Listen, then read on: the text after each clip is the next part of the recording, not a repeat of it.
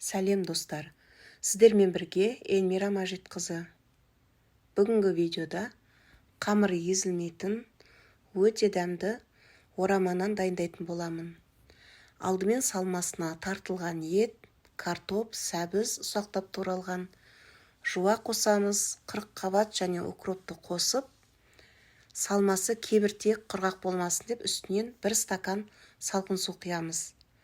Және дәміне қарай қара бұрышы мен тұзын қосып, араластырып барлығын дайындап қойдым.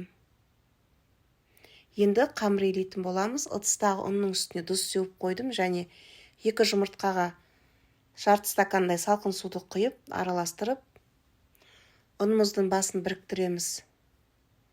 Орташа тығыздықтағы қамыр илеп, әбден иінін қандырып илеп, 4 бөлікке бөліп, 15 минутқа тындырып қоямыз.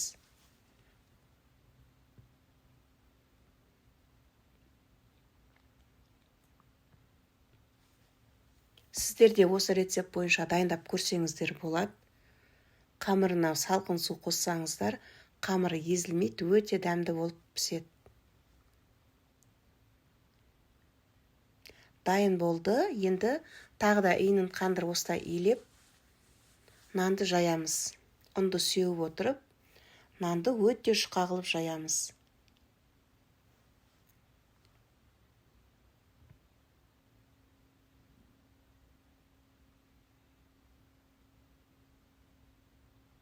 Дайын болды. Енді үстіне сұйық майды жағып, барлығын бір тегіс қылып жағып шығамыз. Дайын болғаннан кейін салмасын саламыз. Бәріне бірдей қылып, салмасын салып шығып, енді шетінен жайлап осылай ораймыз.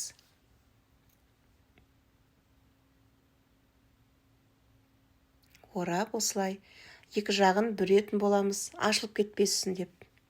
Екі жағын бүріп, енді мантаварканың ыдысын сұйық май жағамыз. Түбіне сұйық майды жағып, осылай үстіне саламыз әдемілеп. Менде 4 күлше қылып бөлгенмен, соңғы 2 күлшені біріктіріп, осындай 3 ораманан шығардым. Енді осы кезде суымыз қайнап тұр, 45 минут қайнатып, тамағымыз дайын болып, қамыры езілмеген, үлбіреп әдем болып шықты. Ас болсын.